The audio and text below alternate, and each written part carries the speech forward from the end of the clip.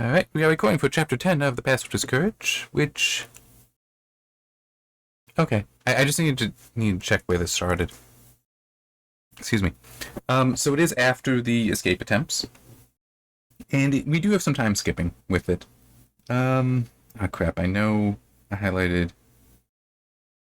Okay. I knew I highlighted some stuff, I just needed to find them and remember exactly what it was. Okay. So yeah, it's not exactly time skipping, but definitely time is moving rapidly before we get to the next event, major event, which is where it also ends. This chapter ends. So it looks like I was wrong. There was not another move to a... There isn't a move to another POW camp. Rather, the Russian POW camp that I've talked about before, that is half a mile away from Lambsdorff. So some things about that is it is currently suffering a typhus epidemic for what's being described here, for the time period this is being described. And the British POWs are actually able to see the effects of this because carts of bodies are going by them to dispose of the bodies in just a mass pit in the woods. And Coward actually complains about this to his commandant, who agrees with him. That they deserve better respect than that. I mean, remember in an earlier chapter it was described that whenever one of the British POWs died, they were allowed to take them down and bury them in the town cemetery, even with honors. And sure, it's typhus. A quarantine makes sense, and indeed there is a quarantine. This is still lower respect than you would expect for this situation. So that upsets them both, and then the next day they do see, oh good, they're in coffins being brought out to the pit, into the woods. It's like, good. But then Coward sees the coffins coming back, because apparently they're just being used for transport, and they're still being dumped in a pit, so he's not happy. It then describes how, and it might have things a little bit out of order, but basically all the same thing. Even with how little food the Britishers have, they will actually collect together tins of food to have given over to the Russians. And the thing that surprises them is that the Germans actually allow this. You would think that they wouldn't, but it's what they wanted to do, and Germans were okay with that. So now I want to get to a little bit more with this. Yeah. All the Russians were compelled to work, for the Soviet Union was not a member of the Red Cross organization or a signatory of the Hague Convention covering the treatment of prisoners of war. This is something that I had mentioned before. I was also thinking was with the Geneva Convention, apparently not, unless it is specifically connected to the Red Cross organization, but regardless. That or a signatory of the Hague Convention covering the treatment of prisoners of war. So, and I think that this has changed in the decades since, that it doesn't... If you are a signatory of it, I think it has been changed. You now are compelled, you are obligated to provide that level of treatment, that level of respect, even if the opponent is not, even if the captured POW is not of a nation that had signed it. I think so. I could be wrong. And going back to what I said before, that does technically cause an issue as far as the race to the bottom with treatment of POWs, but still, because one side could do it and it's like, well, they didn't sign anything, whereas the other side can't do because they did sign something. It's like that I could see there being issues there. But anyway, the Red Cross organization aspect too would likely mean that they are not getting Red Cross packages such as extra food, and also medicines. But what else is told about here is a story that, and this is why I was thinking that it was at a different camp. Well, I mean, it is. The story does take place at a different camp, at the Russian POW camp, half a mile away. I just didn't remember that. No, it happened there, and the story just got relayed over to Coward somehow. Which is the Russians, which, by the way, are described as every time that the British would see them, they were still smiling, even though they were in far worse condition. There was one day where one of the barracks, they was singing a Russian song, a Russian lament, I think it said specifically. And the German guard going by outside, you know, didn't really get that, but decided to have some very sick, twisted, evil fun. Which was, they normally keep the guard dogs on the edge of hunger so that they would always be aggressive when they attack. Which is actually somewhat interesting as I stop to think about it, because you would train an attack dog to attack such that you don't need to keep them in that state, but I guess it is kind of the whole in the other chapter. In times of war, you can't pick the best of men for this duty. Well, you might not be able to pick the best or even the trained of dogs, so you just have to make sure they recognize friend from foe and make it more so friend or food. Well, anyway, the guard decides it'll be fun to loose this dog, open up the door of the barracks and loose the dog in there to have some fun. He's like, yeah, whatever. But after a bit, though, he stops hearing any noises, which concerns him, and he's concerned, and he just goes off uneasily. The next morning, the skeleton of the beast was tossed out of the compound, picked clean. It had provided a welcome meal for the Russians, and the probability is that had the guard shown his face at the barrack door, he would have undergone the same fate. I'm just skipping to the end of the chapter now. I didn't have more highlights. So yeah, that's how bad they were being kept. That they were that hungry that they could just, the bones picked clean. So it's like there are parts of an animal that aren't exactly tasting, going to taste good, appetizing. There we go. That was the word I was trying to find. Aren't exactly appetizing, but they were gone too, because they were that hungry, and also hungry enough that they, when seeing the possibility for food, had the energy to get to it. So yeah, but also that does help give an idea of, obviously this would not be all Germans, but that at that time, yes, there were some guards that were that sick as well, that they would do that because they thought it would be funny. He also figured that the dog would get the meal, not be the meal, but either way.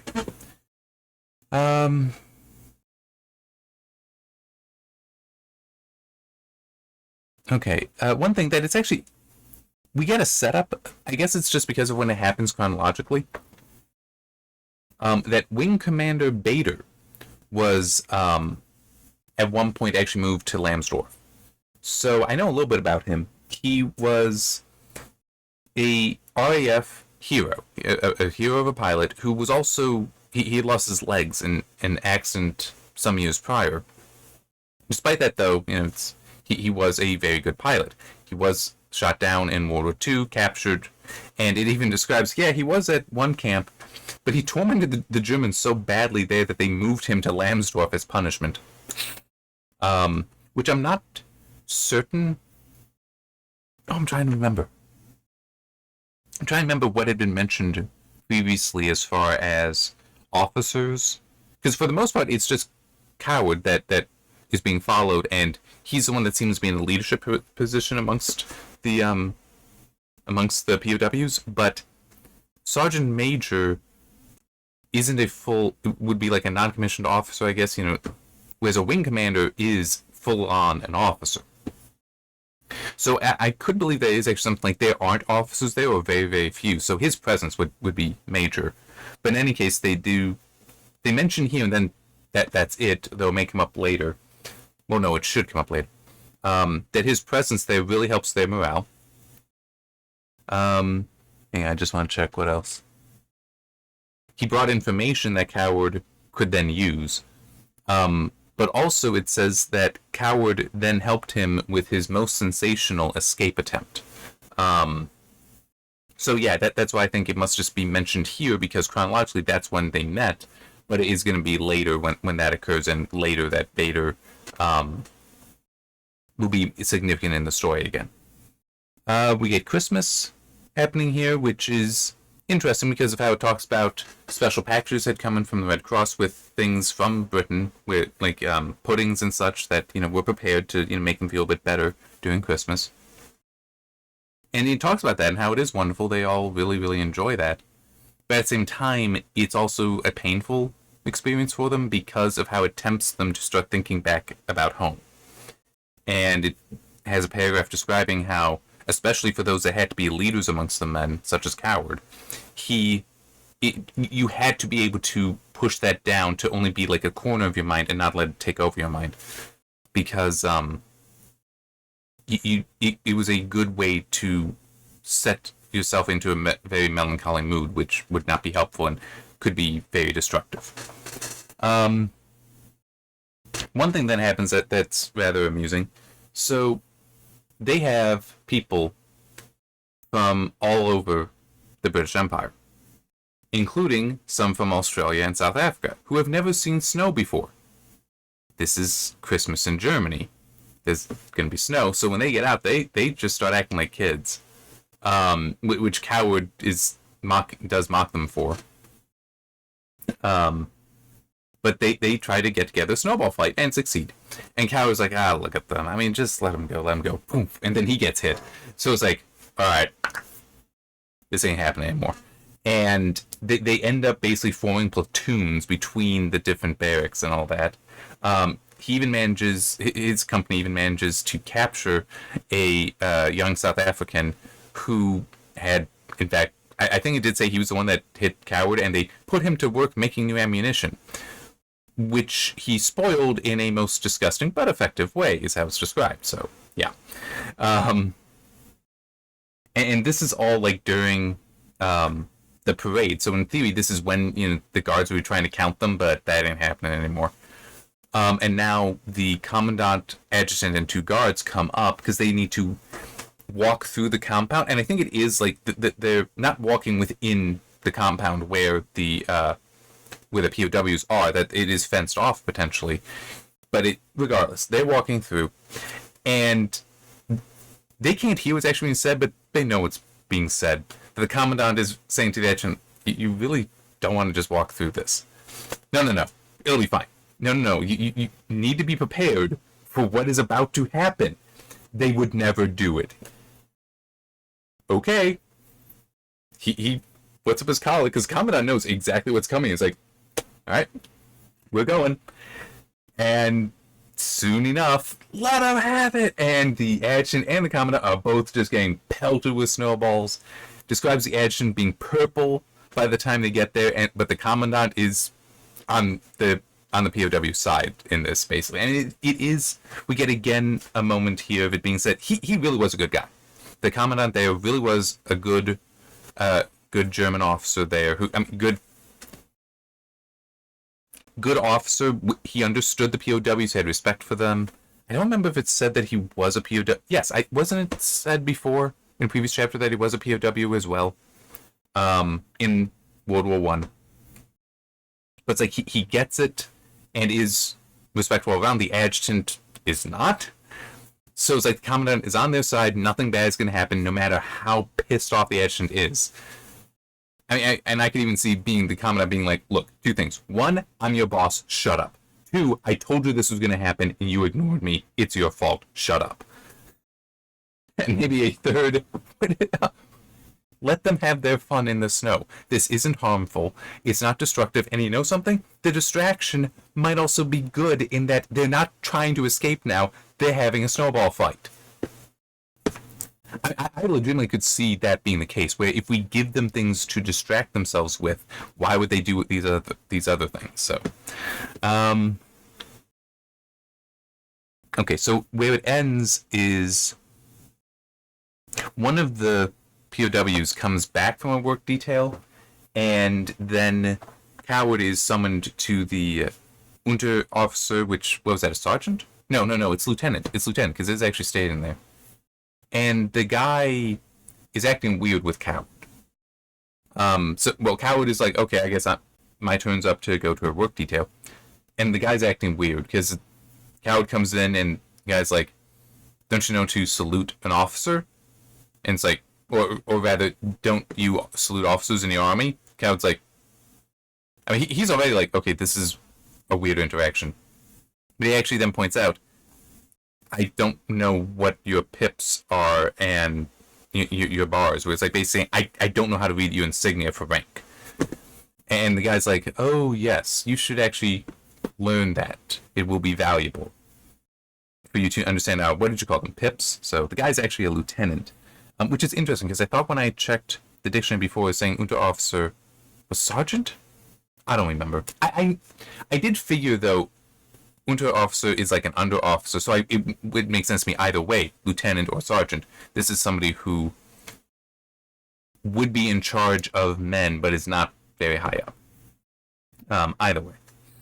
No offense to sergeants out there. It's just officers are my understanding is officers are above that, even though sergeants are the one with the experience and are actually placed in charge of groups of men, but officers command the sergeants.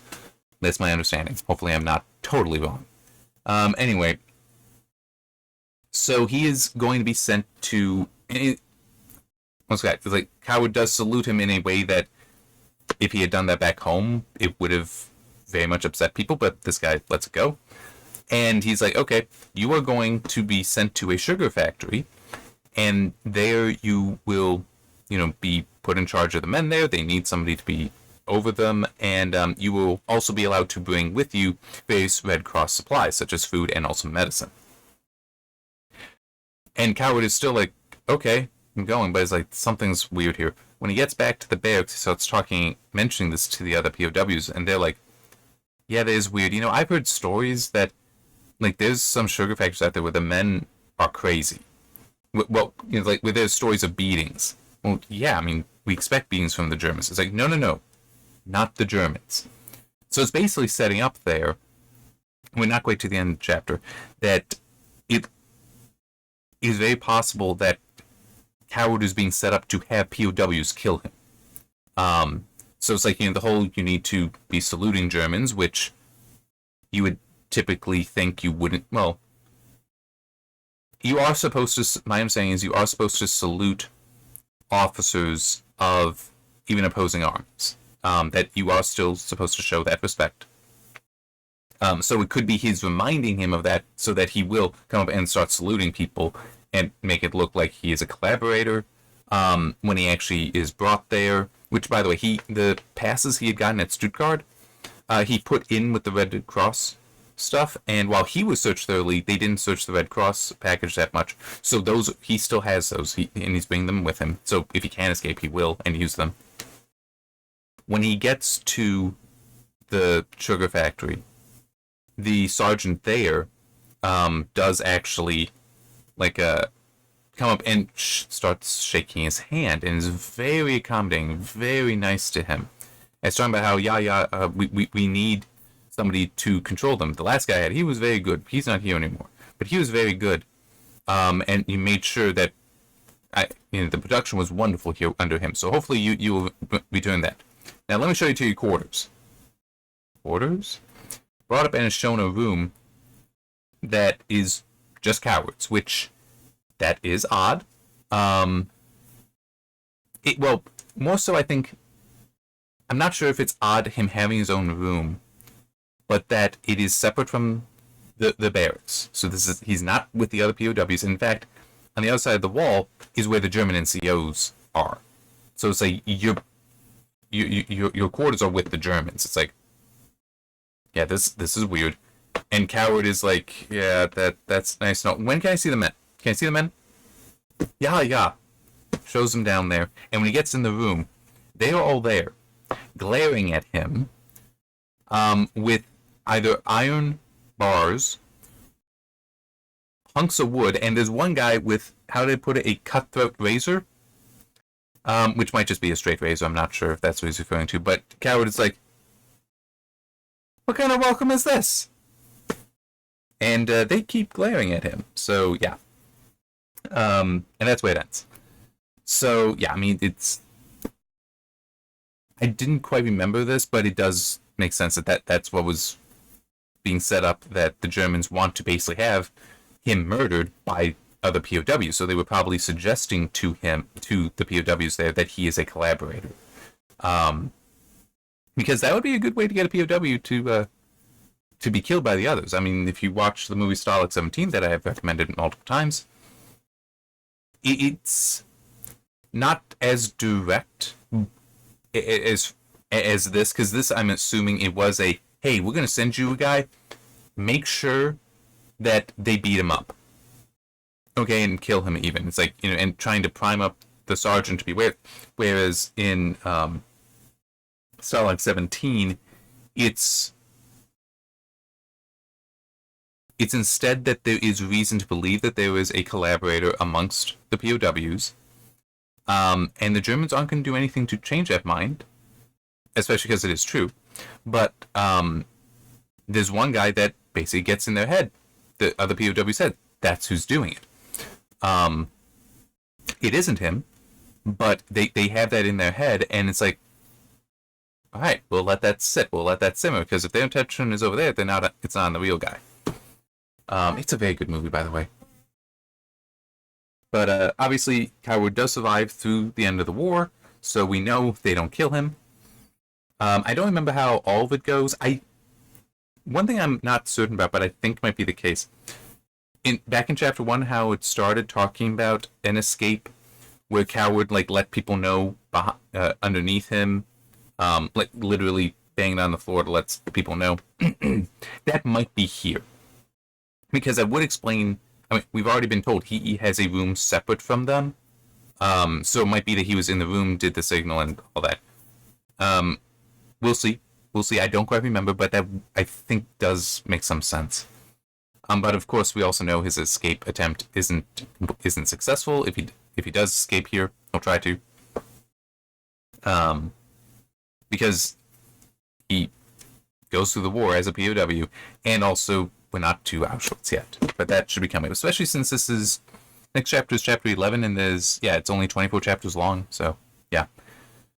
But so still having fun. Oh, and don't forget, we have to find out what the story is going to be with Bader. So yeah, which he is also an interesting one if you want to look up. He probably has more things that you will find on him than a Sergeant Major Coward, which is a little bit of a disappointment because it's quite a story. There's still good parts to come. There's still amazing parts to come. All right, see you then.